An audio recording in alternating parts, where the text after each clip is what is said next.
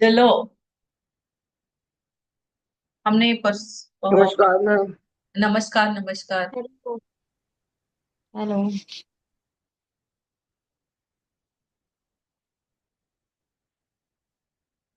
जल देखा था ना हमने। जल देख रहे थे हम। Page number 68। चरक वन। पेज नंबर 69 तक हो गया था। जल एवं संस्कार का संबंध।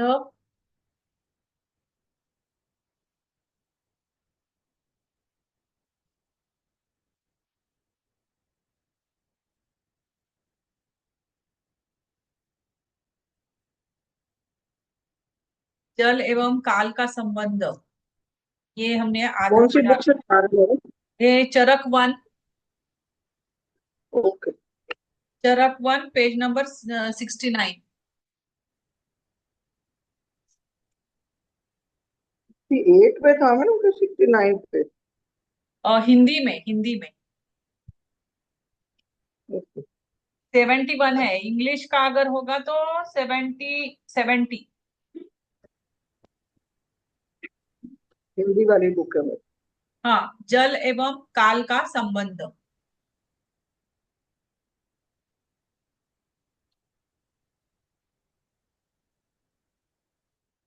जल और काल। जल जो है वो भौतिक एलिमेंट है। और काल जो है ये पराभौतिक एलिमेंट है। ये दोनों भौतिक और पराभौतिक दोनों स्तर पर ये दोनों महत्वपूर्ण है। काल का जल से स्थूल रूप से संबंध कैसे है? तो मौसम एवं ऋतुओं के रूप में परिलक्षित होता है। जैसा कि हम जानते हैं यजुर्वेद के अनुसार क्रिएटिव तत्व जो है, सृजनात्मक तत्व है, वायु, अग्नि और जल। ये तीन जो है ये क्रिएटिव है। वायु, अग्नि और जल ये क्रिएटिव है। आकाश और आकाश क्रिएटिव नहीं है। वर्षा जो काल की स्थूल इकाई है, इसका विभाजन ऋतुओं के क्रम के करने पर प्रथम ऋतु वसंत के नाम में वायु। अभी अगर हमने ऋतुओं का विभाजन किया तो सबसे पहले कौन सा ऋतु आता है? वसंत ऋतु आता है। वसंत ऋतु में क्या होता है? हवाएं चलती है। हाँ, तो ये वायु। अ, वसंत ऋतु जो है, प्रथम ऋतु वसंत, ये वायु। फिर दूसरा ऋतु आता है ग्रीष्म। ग्रीष्म ये अग्नि का प्रतिरूप है, समर सीजन। फिर तीसरा पावस। पावस यानी वर्षा ऋतु, ये जल के रूप में जाना जाता है। इस तरह से तीन ऋतु हो गए। प्रथम वसंत ऋतु, ये वायु एलिमेंट होगा।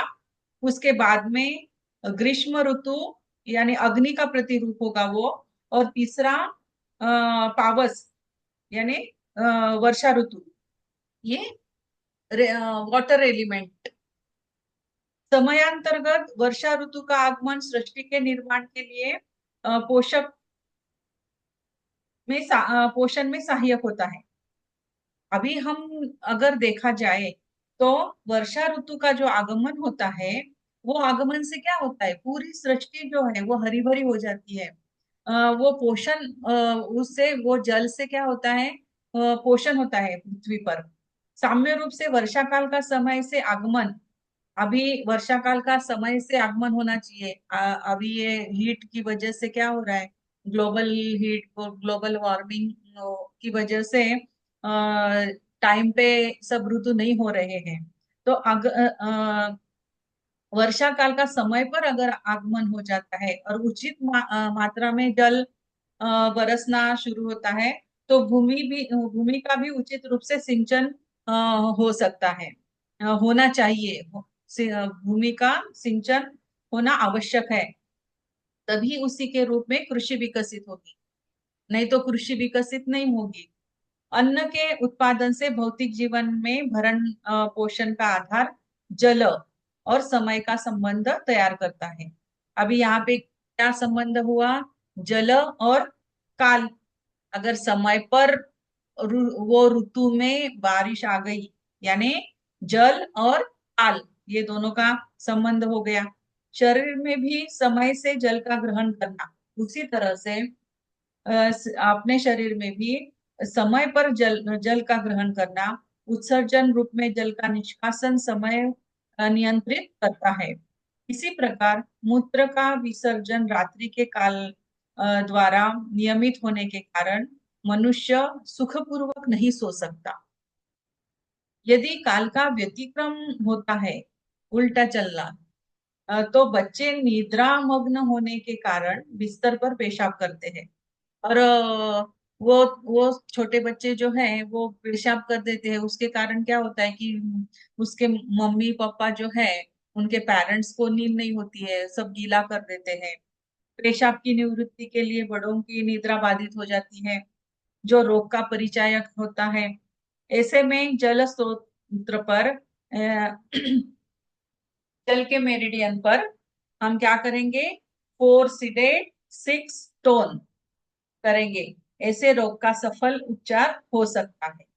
ये अद्भुत उपचार है। 4 क्या है? 4 कौन सा एलिमेंट है? 4 कौन सा एलिमेंट है? हाँ, जल मैम, जल। जल तत्व। तो हम क्या करेंगे यहाँ पे, उसका हमें रात्रि को उसका पेशाब रोकना है ना, तो हम क्या करेंगे, उसका सीडेट कर देंगे। 4 को सीडेट कर देंगे। और 6 क्या है? काल है, काल को बढ़ा देंगे, यानी वो सोता रहेगा सवेरे तक। तो 4 सीडेट 6 टोन करेंगे। इसी प्रकार प्रत्येक कर्म, आहार भी अभी यहाँ पे कर्म, कर्म यानी एक्टिविटी, अपनी एक्टिविटी में क्या आएगा, अपना आहार, विहार और निद्रा। प्रत्येक कर्म सभी समयाधारित होते हैं। अब हम अपना भोजन जो करते हैं, वो हर एक किसी का अपने उनके उनके समय के अनुसार वो खाते हैं। वो जो भी काम करते हैं, ऑफिस जाना वगैरह सब कुछ जो है, वो भी उनका टाइम टू टाइम होता है। निद्रा, फिर वो कोई 12 बजे सोए, कोई 9 बजे सोए, कोई 7 बजे सोए, तो वो भी उनका भी अपना टाइम होता है। तो सभी समय आधारित है, यानी सब अपने अपने समय पे सब लोग ये करते रहते हैं। समय उन्हें नियंत्रित करता है। जल का पराभौतिक स्वरूप संघात। अभी जल क्या करता है, उसका स्वरूप क्या है जल का? संघात, बंध, बंधन, मिलन, दया, प्रेम, अनेक रूपों में परिलक्षित होता है। अभी ये जल के इतने सारे स्वरूप है: संघात, बंधन, बंध, मिलन, दया, प्रेम। इन्हीं रूपों में वो दिखाई देता है। मनुष्य में समय ही जल के साथ संयोग कर मैत्री हो। अभी मनुष्य जीवन में भी, मनुष्य में भी जल होने के कारण ही, जल के संयोग से ही मैत्री, दो लोगों में मैत्री होगी, नहीं तो फिर लड़ाई, वात्सल्य, रोमांस, सौहार्द आदि विलक्षण लक्षणों को जन्म देता है। युवावस्था के समय जल और अग्नि के साथ संयोग कर रोमांस को उत्पन्न करता है। हमने अग्नि के इसमें भी पढ़ा था ये। युवावस्था में जल और अग्नि ये दोनों जब मिल जाते हैं, इनका संयोग जब होता है, ये दो एलिमेंट्स का, तो रोमांस उत्पन्न होता है। युवती मातृत्व के काल में दुग्ध का श्रवण कर माँ में पुत्र के लिए वात्सल्य की उत्पत्ति का कारण बनता है। यही स्थिति समय और जल में अद्भुत संयोग को प्रकट करती है। अब ये समय, काल और जल, ये यही सब एग्जाम्पल्स है। समय समय पर जल के संयोग के कारण मित्रों में मैत्री भाव एवं में शत्रु भाव जल के अभाव के कारण होता है। अगर जल अच्छी तरह से है तो मैत्र भाव होगा, जल का अभाव है तो शत्रु भाव होगा। मनुष्य में समाज के प्रति सौहार्द जल समय का संयोग ही व्यक्त करता है। अभी ये हो गया जल और काल का संबंध। हमने जल और काल में क्या देखा? ऋतु है। ऋतुएं समय के अनुसार ऋतु आते हैं, वो काल, तो फिर वो काल में जल का काल के साथ किस तरह से संबंध है। अभी जल और दिशा का क्या संबंध, ये देखते हैं। जल की दिशा को समझने के लिए जल के दो अत्यंत विशिष्ट गुण मंद और द्रव विचारणीय है। अभी द्रव हम देखते हैं, वो ऐसा बहता है ना। अ, जल का प्रवाह इन्हीं दो गुणों के कारण होता है। ये इन्हीं के कारण जल अपने दिशा निर्धारित करता है। वो अभी हमने बहुत सारी नदियां देखी है, उनके प्रवाह देखे हैं, उनके मार्ग देखे हैं। तो उनकी एक दिशा निर्धारित होती है, उस दिशा में ही वो बहती है। द्रव का गुण प्रवाह है, बहना है, वो बहता है, जो कि स्थान स्पेस पर आधारित है। अब ये कहाँ से कहाँ जाना है, अब ये स्थान पर निर्धारित करता है। जल सामान्य ऊपर से नीचे की ओर में बहता है, किंतु जल जिधर भी स्थान पाता है उसी दिशा में बहने लगता है। यहाँ तक कि छोटे छोटे छिद्र में भी इसका प्रवेश उनके दिशाओं में हो जाता है। जैसा स्वरूप धारण करता है उसी दिशा में बहने लगता है। उदाहरण के लिए अगर हमने लिया, तो इंजीनियर क्या करता है, ये अच्छा से बिल्डिंग बनाता है, पूरी बिल्डिंग एकदम उसके हिसाब से एकदम अच्छी बनी रहती है। लेकिन जब बारिश आती है तो वो बिल्डिंग में परकोलेशन होने लगता है। अ, अभी ये कैसे हुआ, तो ये छोटे छोटे सूक्ष्म छिद्रों के माध्यम से वो दीवारों में दीवारों को क्लेदित कर देता है पानी, जल। अ, उसने तो बहुत अच्छी तरह से काम किया, बहुत अच्छी तरह से बिल्डिंग बन गई, कलर भी दिया, सब सब सीमेंट अच्छा किया। लेकिन सूक्ष्म छिद्रों के माध्यम से वो जल अंदर चला जाता है, और सीपेज होता है। तो इसी शरीर में परिसंचरण तंत्र, सर्कुलेटरी सिस्टम। मैम देखो कोई वेटिंग में है, निर्जा मैम सर। हाँ हाँ नीचे हाँ में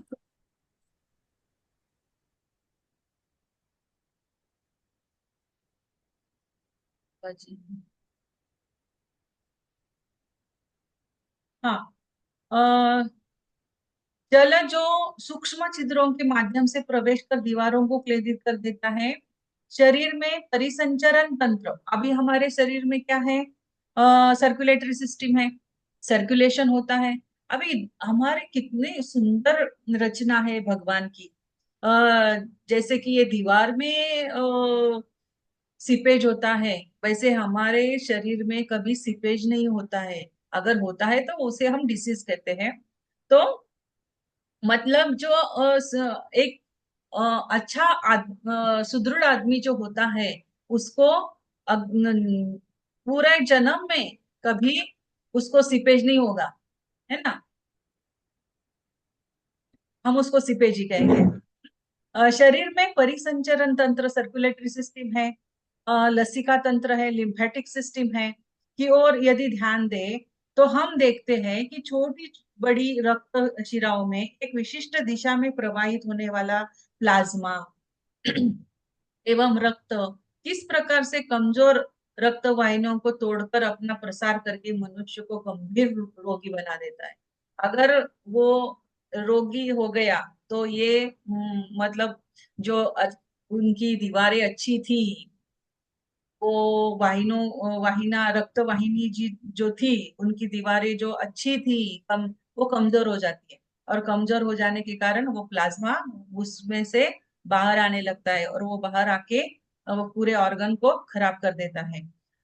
तो ये रक्त वाहिनियों को तोड़कर अपना प्रसार करके मनुष्य को गंभीर रोगी बना देता है। यह उदाहरण जल का दिशा और आकाश आवरण के से संयोग प्रदर्शित करता है। अभी यहाँ पे आकाश हमने सीखा है कि हमारी स्किन मतलब क्या है, हमारा आवरण आकाश है। तो जल, दिशा और आकाश, ये तीनों एलिमेंट का यहाँ पे संयोग हो गया। जल के संघातीय एवं बंध कर्म के आधार पर ही माँ का पुत्र से संबंध अपर है, शेष सभी संबंध है पर इसी प्रकार पति का पत्नी से संबंध अपर है और शेष पर है।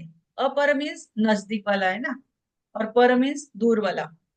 अंतः जल महाभूत भी द्रव्य है जिसे इसके शीत गुण और संघात कर्म द्वारा जाना जा सकता है। एवं उपचार में यह अत्यंत उपयोगी सिद्ध होता है। तो ये हो गया जल और दिशा का संबंध, किस तरह से जल को दिशा से संबंधित किया हुआ है। अभी आप भी एक्सप्लेन करो।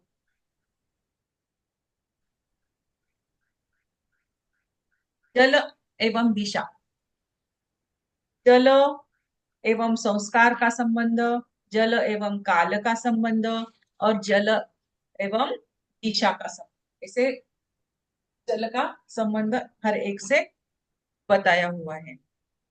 हाँ मैम, कौन एक्सप्लेन कर रहेगा? तो पहले से आया है वो एक्सप्लेन करे, मैं जल्दी सा एक्सप्लेन कर दूंगा। हाँ जल्दी से कर दो ना, थोड़ा सा, फिर आगे बढ़ते हैं। पृथ्वी महाभूत, है नहीं, पहले शुरू शुरू से कौन आया था मैम उसको? शुरू से आभा मैम करेंगी, आभा शिल्प, मैम या हाँ बीना मैम, रेखा मैम, शिल्पी मैम। शिल्पी जी आप पढ़ते हो, अब यहाँ एक्सप्लेन भी करो।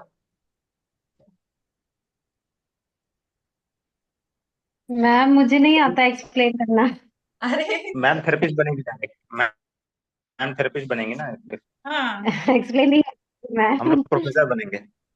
नहीं अभी हमने क्या पढ़ा, क्या पढ़ा, क्या जाना। जल दिशा का मैं बता देता हूँ। जल हाँ दिशा हाँ में, हाँ। जल दिशा क्या है कि जल का एक गुण है ना, एक अपना एक गुण है, उसका क्या नाम है, वो चीजों को बांध लेता है ना। तो इसीलिए उसमें हम लोग को इसमें बताया गया माँ पुत्र से संबंध, यानी एक एज है माँ का और पुत्र का, उसका जब संबंध बनाना होगा तो जल का इसमें रोल आ जाएगा। लेकिन जब पति पत्नी का संबंध आएगा, एक इनमें अगर रिलेशन बनाना है, फिर जल का रोल आ जाएगा। तो ये सब अपर यानी पास में आ जाएंगे, पर यानी दूर, बाकी सब रिश्ते दूर हो जाते हैं। तो रिश्तों को पास लाना है तो जल का हम लोग उपयोग करते हैं। और जैसे अभी कोई शिष्य है और कोई क्या नाम है, टीचर है, तो उनमें अगर रिलेशन खराब हो रहे हैं, समझ लीजिए ना, आपस में आजकल बच्चे भी नहीं सुनते हैं, तो उनके रिलेशन के लिए भी जल का हम लोग उपयोग कर सकते हैं वहां पे। और जो हमारे बॉडी के हिसाब से जो है, इसमें अगर देखा जाए तो जल का अच्छा है कि ये दिशा के रूप में ये नीचे की ओर बहता है, तो इसका डायरेक्शन हमेशा नीचे की ओर है जहाँ पे भी रहेगा। और जिसमें क्या जो भी छिद्र होते हैं, यानी कि छोटे से सूक्ष्म छिद्र में भी चला जाता है। जैसे कि इसमें एग्जाम्पल के दिया गया है, हमें स्वेटिंग सर्कुलेटरी स्वेटिंग भी अगर हमें होती है, हाँ स्वेटिंग भी अगर हमें होती है बॉडी में, तो वो भी देखो ना एकदम, वो छिद्र कितना सूक्ष्म है, वो हमें दिखता भी नहीं है, बॉडी के बाहर निकल जाता है उसमें ना, समझ, निकल जाता है। जैसे इसमें एग्जांपल दिया कि मान लो जी हम लोग का तो बॉडी है, चलो ये ठीक, लेकिन बिल्डिंग में काम करने वाले इंजीनियर साहब लोग, वो सब इतना प्लास्टर करते हैं, जो भी करते हैं, टाइल्स लगाते हैं जहाँ, तो उसके बाद भी क्या होता है, कहीं ना कहीं ज्यादा बाथरूम, देखो बाथरूम के यहाँ पे भी मोस्टली हो ही जाता है, अगर थोड़ा सा भी लीकेज का उसको मिला तो दूसरे दीवार पे शुरू कर देता है वो, उसका मॉइस्चर दिखने लगता है बहुत। तो इतना सूक्ष्म है। तो एक कोरिलेशन ही है, जल का दिशा से कोरिलेशन है इसका आपस में। और प्रवाह है, प्रवाह के लिए भी हमें दिशा चाहिए ना, यानी कि जिसको अगर हमें टोन भी करना होगा, जल के साथ दिशा भी टोन कर दीजिएगा, सेम सेम दोनों का, तो मैत्री जल्दी होगी, ऐसा है, समझ लीजिए। आर्टरीज और वेन्स, है ना, आर्टरीज और वेन्स। हम्म। आर्टरी में क्या होता है? आर्टरीज में ब्लड, अच्छे ब्लड, अच्छे ब्लड, कौन सा ब्लड को कहाँ जाता है? अच्छा ऑक्सीजनेटेड, गुड। ऑक्सीजनेटेड। हाँ ऑक्सीजनेटेड ब्लड बॉडी पार्ट्स को जाता है ना। और बॉडी हम्म। पार्ट्स से वेन्स क्या करते हैं, बॉडी पार्ट से जो अशुद्ध रक्त होता है, डीऑक्सीजनेटेड जो होता है, वो हार्ट की तरफ जाता है। मतलब दिशा, वो नीचे से ऊपर भी जाता है, ऊपर से नीचे भी आता है, दोनों तरफ है ना दिशा। हमारे हम्म। पैरों से हार्ट तक भी आता है, और हार्ट से पैरों तक भी जाता है। आर्टरीज लेके भी जाती है, वेन्स लेके भी आती है। मतलब दिशा जो है वो दिशा यहाँ पे निर्भर करता है जल को प्रवाहित मैम करने के लिए। मैम, ये जो अगर लास्ट लाइन है, हाँ ये जल को महाभूत भी द्रव्य है, जिसे इसके शीत गुण व संघात संघात कर्म द्वारा जाना जा सकता है। मैम, यहाँ संघात से क्या मतलब है? लुगदी बनाना आटा का, हम्म आटा का लुगदी जो बनाते हैं ना, वो संगात मीन्स कॉन्सेंट्रेटेड, एकदम पास पास मिला देना। तब जो रिलेशनशिप बनाया ना, उस वजह से वो माँ पुत्र का रिलेशन बनता है वहां पे। Thank you sir. हम्म। चलो मैम, हाँ पृथ्वी तत्व तो पढ़े फिर। पृथ्वी तक। मैम चरक 3 कब शुरू करेंगे हम लोग? अरे अब तो ये नवंबर। 71 पे चल रहा है अभी। नहीं नहीं, 100 चरक करने हैं 3। ना पूरे, आप हमें 100 पूरा करना है। अच्छा हाँ, हो जाएगा, ठीक है।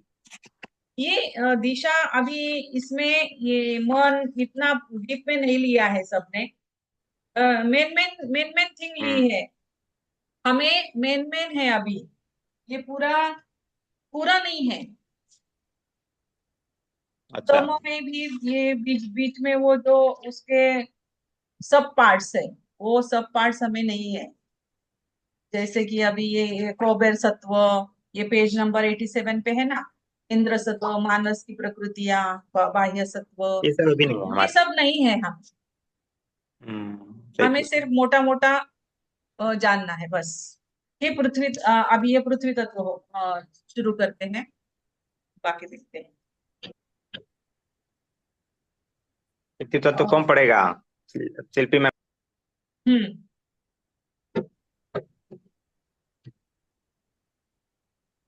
Yes sir. पृथ्वी महाभूत पार्थिव द्रव्य जो निम्न गुण प्रधान होते हैं। एक मिनट सर। जो निम्न गुण प्रधान होते हैं उनको पार्थिव द्रव्य कहते हैं।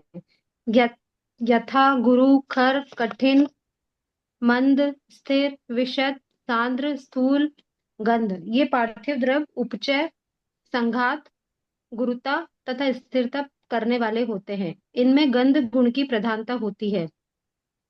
जिस प्रकार माता की गोद में पुत्र को आश्रय तथा पोषण प्राप्त होता है, उसी प्रकार न केवल समस्त प्राणियों अपितु संपूर्ण दृश्यमान पदार्थों का आश्रय पृथ्वी है। पृथ्वी संपूर्ण चराचर जगत का अधिष्ठान है, जहां ये सभी निवास करते हैं। जिस प्रकार आकाश इन सभी को ऊपर से आवरण प्रदान करता है, उसी प्रकार पृथ्वी इसे नीचे आधार प्रदान करती है। प्राणी मात्र के लिए पृथ्वी माँ के समान है, जिसकी गोद में उसका लालन पोषण होता है तथा अपनी जीवन यात्रा में निर्धारित लक्ष्यों को प्राप्त करने में वह समर्थ होता है। एक द्रव्य के रूप में पृथ्वी 5 महाभूतों में अंतिम तथा सबके गुणों को अपने में समाहित करने वाला पार्थिव द्रव्य है। पार्थिव द्रव्यों के प्रमुख गुण हैं भारीपन, खरता, कठोरता, स्थिरत्व, ठोस एवं स्थूल स्वरूप। वह पार्थिव द्रव्यों की तन्मात्रा गंध है। उपरोक्त श्लोक द्वारा पार्थिव द्रव्यों के गुण कर्म पर प्रकाश डाला गया है। पार्थिव द्रव्य वृद्धि, संघात, भारी और स्थिर अथवा जड़त्व प्रदान करने वाले होते हैं। चाइनीज एक्यूपंक्चर में पृथ्वी तत्व को वायु और अग्नि के बाद तीसरे क्रम पर माना गया है और उससे संबंधित ऊर्जा को आर्द्रता कहा गया है। वेदों के अनुसार 3 सृजनात्मक बल वायु, अग्नि, जल है तथा पृथ्वी व आकाश इन तीनों महाभूतों को संरक्षण प्रदान करते हैं। इन्हीं तीनों महाभूतों से संयोग पर पार्थिव द्रव्य क्रियाशील होते हैं तथा भौतिक स्वरूप प्राप्त करते हैं। आयुर्वेदिक मत अनुसार प्रत्येक महाभूत में पूर्ववर्ती महाभूत के गुण एवं कर्म सम्मिलित होते हैं। इस आधार पर पार्थिव द्रव्यों में आकाश, वायु, अग्नि तथा जल महाभूतों के गुण व कर्म सम्मिलित होते हैं एवं तदनुसार गंध तन्मात्रा में भी पूर्ववर्ती तन्मात्राएं सम्मिलित होती है। स्थूल रूप से शरीर स्वयं पार्थिव द्रव्य है, परंतु पंच महाभूतों का समवाय है। सूक्ष्म रूप से शरीर में उपलब्ध छोटी बड़ी अस्थियां, जिनकी कुल संख्या लगभग 300 है, ये भी पार्थिव कही गई हैं। मल के रूप में पसीना और मूत्र जलीय और मल पार्थिव कहलाता है। अस्थियों की उपधातुओं केश, रोम, नख आदि को भी अस्थियों के ही भाग होने के कारण पार्थिव कहा गया है। इनके उपचार के लिए संबंधित चेतना मार्गों में पार्थिव बिंदु का चयन किया जाना अपेक्षित है। जिस प्रकार से ब्रह्मांड में पृथ्वी को पार्थिव कहा गया है, उसी प्रकार पिंड में मूर्ति का स्थान है। किसी भी मूर्ति का स्वरूप आकार स्थिर होता है, जिसमें भी जड़ता है, जो ठोस है, जो भारी है, कठिन है, वे सभी पार्थिव कहे गए हैं। शरीर में पार्थिव के विशिष्ट गुणों को हम पार्थिव द्रव्य के रूप में शरीर में विद्यमान अस्थि में देखें तो अन्य धातुओं रक्त, रस, मांस, मेद, मज्जा, शुक्र आदि की तुलना में पार्थिव के समस्त विशिष्ट गुण भारीपन, खरता, स्थिरता, जड़त्व, सांद्रता एवं स्थूलता सभी संवेद रूप में से इसमें परिलक्षित होते हैं। अस्थियों में कैल्शियम पदार्थ का बाहुल्य होता है। इनके छिद्रों में अस्थि मज्जा का निर्माण, जिससे रक्त का निर्माण और उनका प्रवाह होता है। इस प्रकार अस्थियों में सभी पंचमहाभूतों की उपस्थिति के साक्षात उदाहरण है। अस्थि के इस उदाहरण से एक आयुर्वेदिक मत का 100% अनुमोदन होता है कि प्रमुख रूप से अस्थि पार्थिव है और इसके अंदर अन्य सभी पूर्ववर्ती महाभूत विद्यमान है। छिद्रों के रूप में आकाश तत्व, उनके अंदर प्रवाहित रक्त, निर्मित रक्त मज्जा, वायु व अग्नि तथा 30% जल की मात्रा स्वयं में जलीय अंश होने का प्रमाण है। यह अनुमोदन अन्यंत्र एक्यूपंक्चर की किसी भी प्रचलित धाराओं में विद्यमान नहीं है। अतः हड्डियों के अतिरिक्त कड़ेपन की वृद्धि के कारण शरीर में एनकोलिसिंग स्पॉन्डिलाइटिस जैसे गंभीर रोग के लक्षण उत्पन्न होते हैं, जो रोगी को विकलांग बना देते हैं। सदैव दर्द से पीड़ित होने के कारण रोगी का जीना दुर्भर हो जाता है। ऐसे में पार्थिव में जल की कमी का उपचार श्रेयस्कर है। हड्डियों में जल की अधिकता ऑस्टियोपोरोसिस को जन्म देती है, जिसके कारण हड्डियां स्वयं टूट जाती है। ऐसे में अस्थियों के स्रोत पर 5 टोन फोर्सिडेट के द्वारा उपचार करना श्रेयस्कर होता है। आकाश तथा पृथ्वी जल से संबंधित जितने भी तत्व हैं, उनमें वायु, अग्नि और जल से मिलकर ही सृजनात्मक शक्ति पैदा होती है। चाइनीज एक्यूपंक्चर में इस प्रकार की अवधारणा उपलब्ध नहीं थी। पृथ्वी व आकाश की सक्रियता न्यूनतम है। ध्वनि तरंगों को वायु आधार प्रदान करता है, अन्यथा वे स्पष्ट अव्यक्त होकर रह जाएंगी। जल महाभूत अग्नि पृथ्वी के संयोग करके शक्ति प्रदान करता है। यही जल तत्व शरीर के अंग प्रत्यंग को एक बनाता है। रक्त, जिसका की स्वभाव जलीय है, वे भी ठोस अर्थात पार्थिव अंश कम व जलीय अंश अधिक होता है।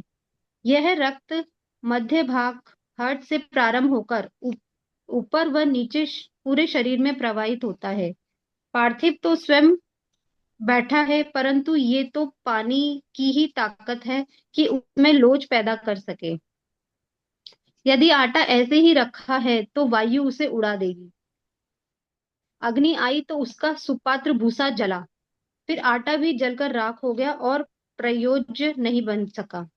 जल पार्थिव के स्वरूप को बदल देगा, चाहे वह कार्बनिक हो अथवा अकार्बनिक। यह शक्ति और बल जल में ही है। जल मनुष्य के अंदर के पार्थिव पदार्थ में क्रिया प्रतिक्रिया उत्पन्न करता है। उसकी अकड़न काठिन्यता को बदलने में सक्षम है। हृदय जल को चारों तरफ वितरित करता है रक्त के रूप में।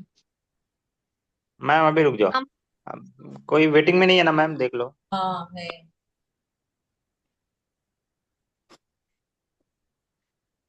मैम ऑटो रख दो, ऑटो ज्वाइनिंग।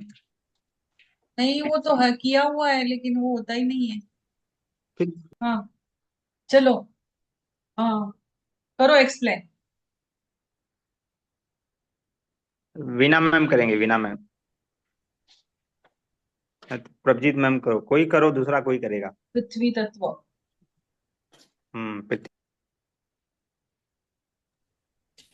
प्रभजीत मैम हाँ जी। करो एक्सप्लेन मैम, जो भी समय, जो भी आपको करना है। सर मुझे मुझे क्या आता नहीं कुछ भी। क्या हुआ? आप आप ज्यादा समझाइए, ज्यादा बेटर है। नहीं मैम, जो भी समझ में आ रहा है ना वही बोलिए ना, हम लोग भी तो वही देख के ही बोल रहे हैं। हमारे जो जैसे इसमें जो पृथ्वी महाभूत में हमारे पृथ्वी जो है, ये निम्न गुण प्रधान होते हैं इसमें, जैसे गुरु, खर, कठिन, मंद, स्थिर, विशद, सांद्र, स्थूल एवं गंध जो है, ये हमारे उसके इसके सारे गुण है पृथ्वी तत्व के।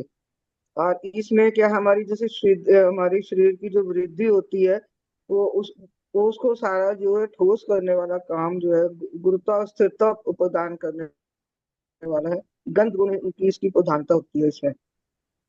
जैसे माता के गोद में पुत्र का आश्रय तथा पोषण प्राप्त करता है।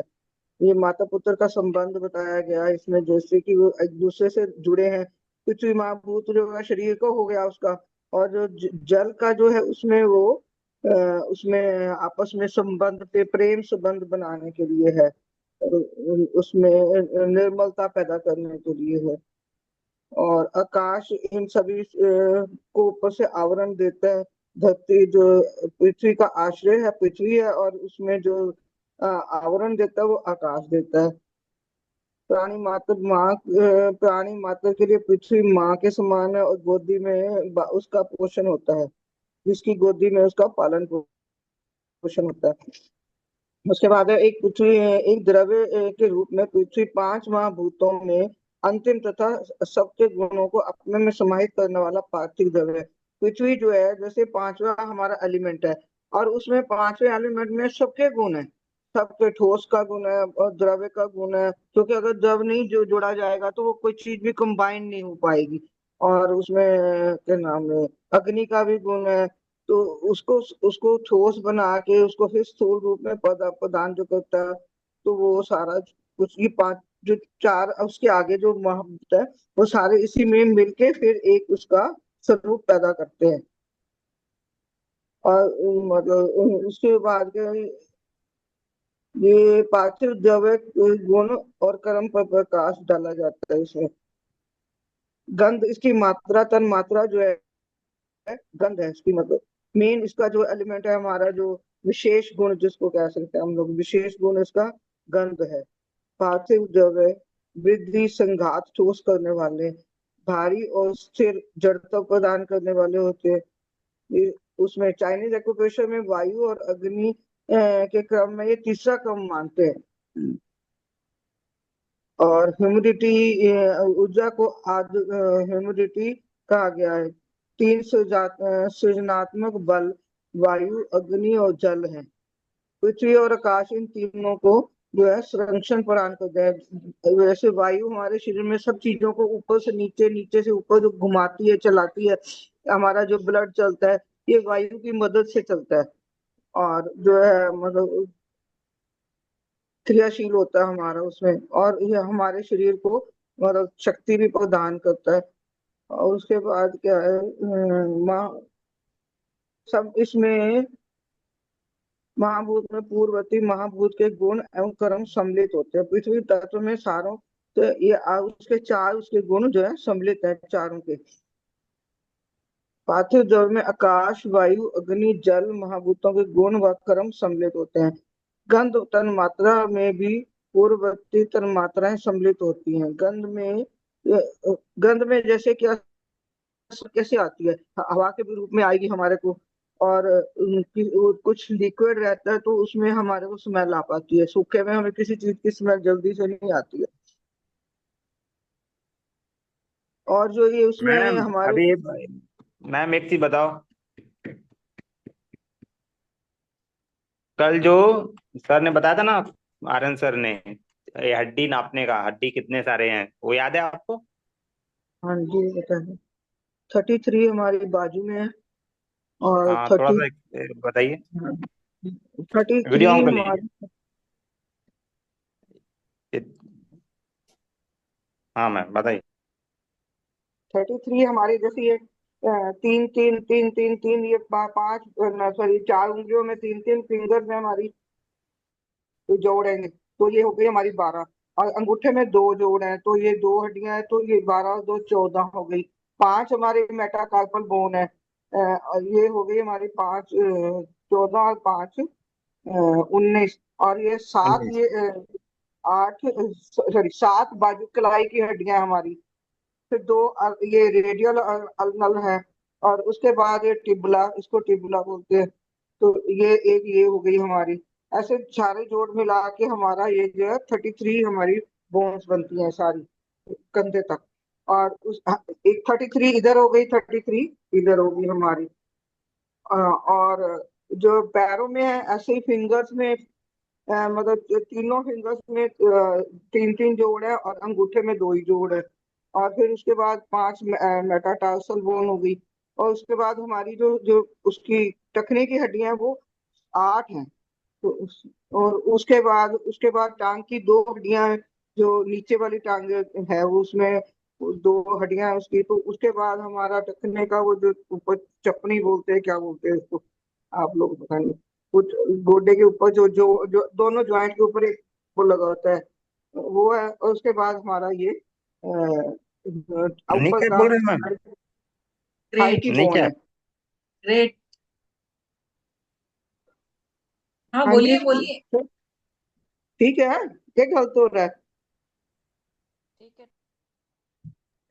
मुझे जो याद था मैं तो वही बोल रही हूँ। बहुत कुछ याद और रखा है आपने। मैम और वन उसके थर्टी बाद टू हमारी हुआ, 2 हो गए हैं, अभी हिप और बढ़िए। बोन, हिप बोन हो गई हमारी। हिप बोन के बाद मतलब हमारा हिप बोन इधर भी है इधर भी है। तो उससे मतलब ये हमारी ऊपर की दोनों जो जो हमारे टांग की जो टांग हड्डियां हैं जॉइंट उसमें जुड़े होते हैं। तो वो हिप बोन 2 पीस है। बीच में हमारी जो है स्पाइन का जोड़ होता है उसमें। स्पाइन में 33 हमारी वो वर्टिब्रास होती हैं। और 33 में 7 सर्वाइकल की हो गई, 5 12 थोरेसिक की हो गई, 5 लुम्बर की हो गई। उसके बाद 5 है उसकी हमारी कॉसिक, और एक 4 सैक्रल। उसमें बोन की, क्या सैक्रल की, हाँ सैक्रल और कॉसिक। 5 और 4 उसकी होती है ऐसे। जो जो कोशिका है वो वैसे तो एक ही बोन होती है, लेकिन 4 जो ज्वाइंट बना होता है पूरा का पूरा एक। तो ऐसे मिला के हमारी हड्डियों का ये ज्वाइंट है। और सिर पे हमारे जो स्कल का है उसमें भी कई आगे का ललाट का हिस्सा अलग है, और पीछे के 2 है रहते, एक पीछे का 4 5 ये है। उसके बाद आंखों का, कानों के अंदर की हड्डी है, तो नाक के अंदर की बोन है। ऐसे मतलब मिला के हमारे जो है शरीर में 200 कुछ, टोटल फिगर नहीं आ रहा है मुझे, तो मतलब वो तो हमारी बोन्स बनती है हमारी। और कौन सा क्लास में है? देखो मैम ने लगभग 170 के आसपास बताया, 165, 3 4 1 5, 170, अभी और 30 बाकी है मैम। और सच, रिब कोई की और हड्डियां बताए? तो, रिब की हड्डियां भूल गई सर मैं। रिब हाँ की मैम। 12 12 हड्डियां, तो 12 12 24, और एक बीच में 25। और 3 हमारी फ्लोटिंग होती हैं, नहीं सॉरी 2 फ्लोटिंग होती है, 3 एक साथ जुड़ी होती है, 5 वो होती है हमारी। ऐसे करके वो हमारी पूरी हड्डियां हो जाती है, वो मैम रिब्स की जो बोलती रिप्स है वो आगे पीछे एक ही रहती है ना, सब मिला के एक ही है कि अलग अलग उसमें करे? है। नहीं सर, पीछे से वो वर्टिब्रा के साथ जुड़ती है, आगे एक एक स्पेशल एक पीस है जिसका तो नाम नहीं मुझे ध्यान है उसका। तो सेंटर में एक पीस होता है जहाँ जहाँ हमारी आगे की जो है ना 7 8 8 पसलियां जुड़ती हैं जिसके साथ। बाकी 3 हमारी एक के साथ जुड़ जाती है नीचे वाली के साथ, और 2 फ्लोटिंग ही होती है, हवा में ही तैरती रहती है, जो आगे से उसको, है ना क्या कहते हैं उसको,